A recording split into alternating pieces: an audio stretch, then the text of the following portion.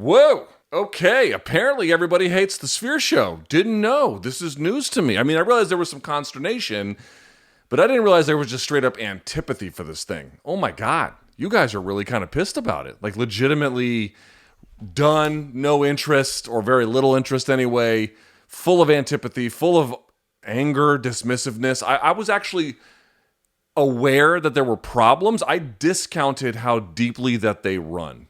I made a video about this, and I provocatively titled it "Everyone is Wrong." But the central ask of the video was, "Hey guys, let's restrain a little bit how we feel about the show until it's over." And this message was not convincing to many of you, which I did not think that it would be.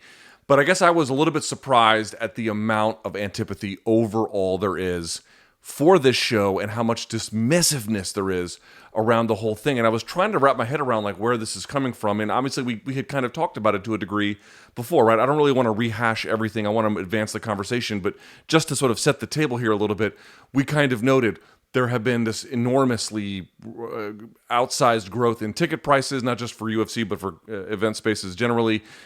And we thought, here's an opportunity for them to go backwards and make it a little bit better, and then they made it even worse. We had been kind of complaining for a long time about card quality. Me too, you guys as well. And we thought, here's an opportunity for them to do something where they make it really good, and they went the other direction. And then they brought both of those problems to the exact same card, and then made the branding weird with Riyadh Season, Noche UFC, UFC 306, and then the guys at the top of the card aren't even Mexican. It's this like really weird and confused event that a lot of people just are very, very, very dismissive of. Now, in the end, it will probably do over a $20 million gate, which will make it the biggest one in UFC history, again, at outrageous ticket prices. And the request that I made, which is about the show more in particular, like, hey, let's grade it when it's over, I still think that that's something that we should do. It could still suck, but I really want folks to understand something here that I think is kind of being lost in this conversation. It's a question that I get all the time about what the problem is with everything.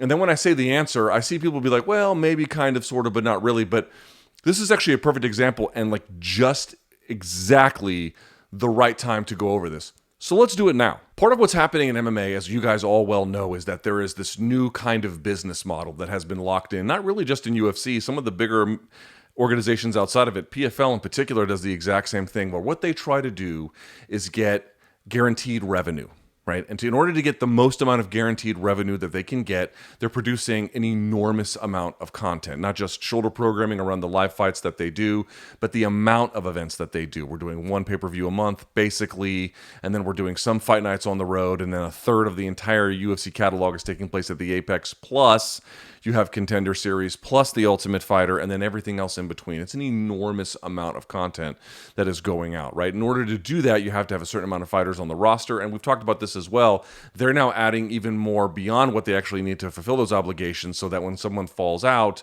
they can replace them, and then the person who is maybe not wanting to take that replacement can just get their interest run over because someone else is just going to be willing to take that spot right away, right? So you've got an enormous roster, nearly 800 fighters. You've got an enormous catalog. You've got an enormous amount of events going out. And what ends up happening with this is that they are just not able to make them as special as often. And part of my pushback on this was like, well, guys, they're actually taking the opportunity to try to make one of these special. And the response has basically been, yeah, great. That show might actually be nice. We're not even necessarily saying that that's wrong, although that still remains to be seen. Like, we don't actually know. But that's not really what we care about. What we care about is card quality. What we care about is getting value for the money that we are paying. And certainly we are a long way away from the days of UFC President Dana White just giving free tickets away to whoever who wanted it, media people, fans at press conferences, you name it. We're a long, long way from that. But no one seems to be actually connecting the dots about why we're a long way away from that. Like, how did we end up here? It didn't happen overnight. Yes, I understand that. But like, what is the unifying theme that explains all of these things? They're not happening independently. It's all the same company. I got asked on my live chat a while ago, like, what actually is the problem with the UFC being a monopoly? You've got all the fighters under one roster. You're able to make the best fight the best relative to boxing, certainly a lot more. At least that was the question anyway. Like, as a fan, why am I supposed to view this as some kind of problem? Guys, this is what you get.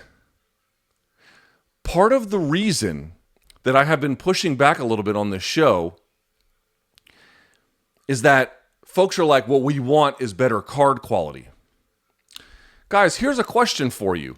How do you consistently get better card quality without, at its core, changing the business model? The card quality could be a little bit better on the margins. It's not here to say that even with the existing way that they construct it, it couldn't be a little bit better, but it couldn't be meaningfully better. It's at where it's at because of the business model. Unless you change that, you're not getting any difference. And that business model, which is part of the TV deal, which has helped them get to enormous amounts of wealth by having so many fighters, so many events, it just kind of paves over the rest of the industry. PFL is trying to copy it to no avail. They're building a bridge absolutely to nowhere. My point is that complaining about card quality is not wrong or that the arguments are somehow misplaced. I'm trying to ask you, what on earth is your plan for that to change if the business model in place, which enables them to have this monopolization effect, by the way, what's the argument here? How do you actually get better fight quality in a meaningful way if the business model itself doesn't change? Newsflash, you don't. You don't. It doesn't actually happen. And they have no real incentive to change it because they have no real competition. No one is forcing their hand.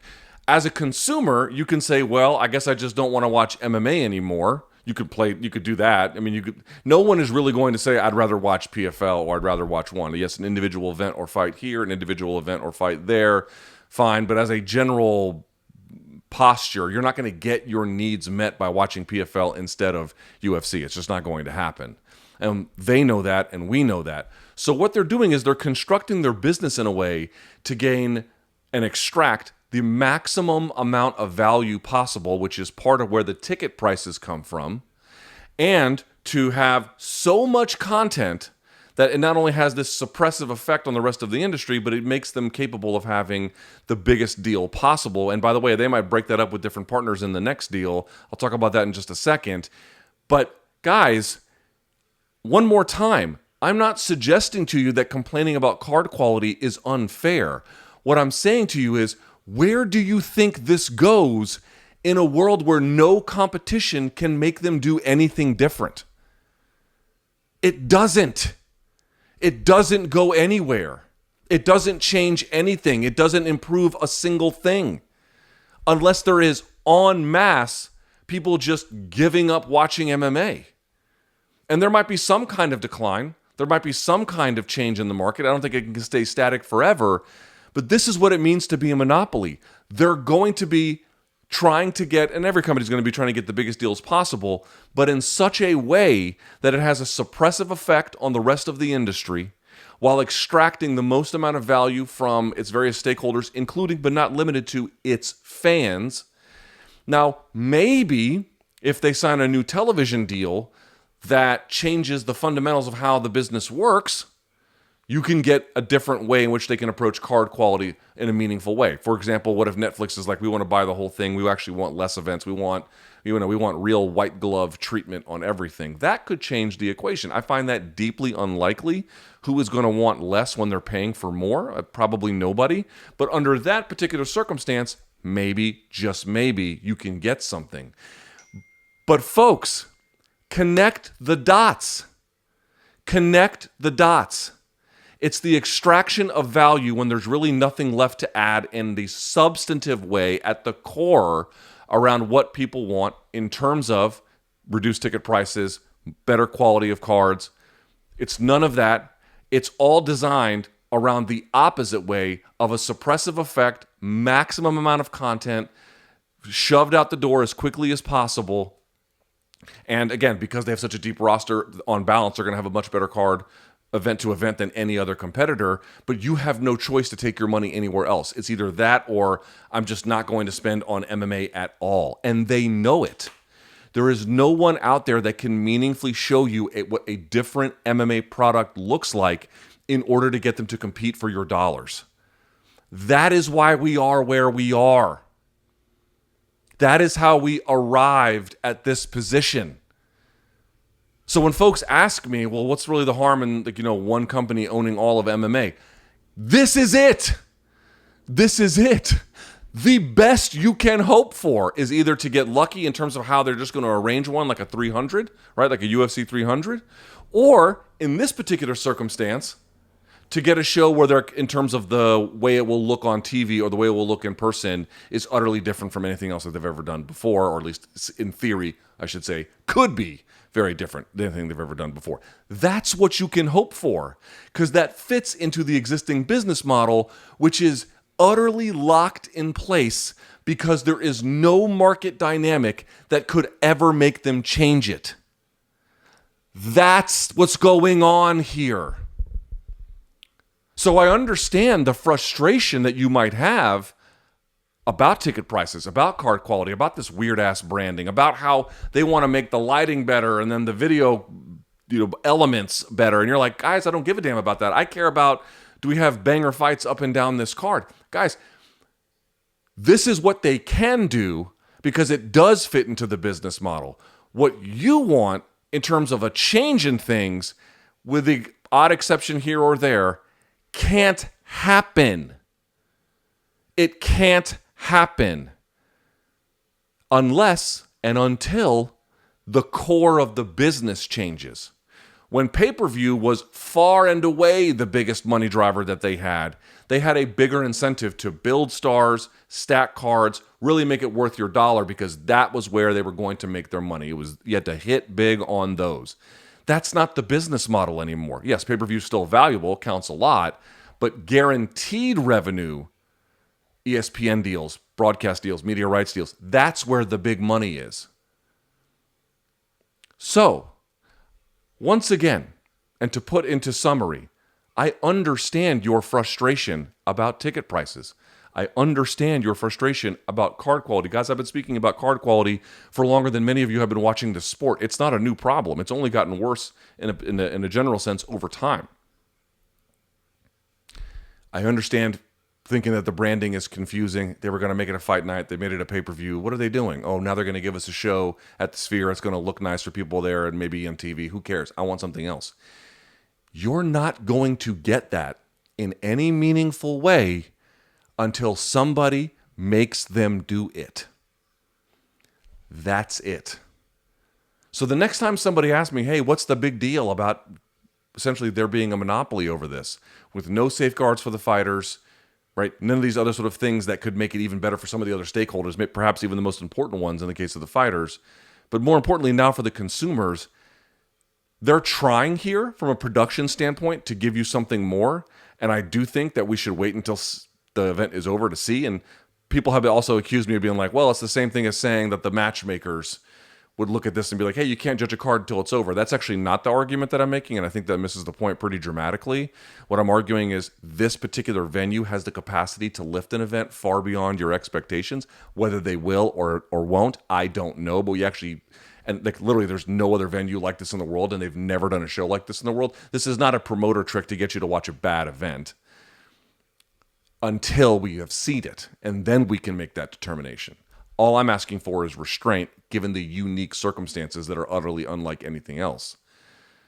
But please don't be mystified anymore about why these events are happening. They're not happening in isolation. They're not happening by accident. And they're not happening in some kind of way that makes it hard to understand the unifying theme. This is where they are with the business. This is how the business works now. And this is your relationship to them. Short of somebody forcing them off this perch and altering how the business runs, or Netflix coming in and saving us in some kind of way by paying more for less, this is what it's going to look like.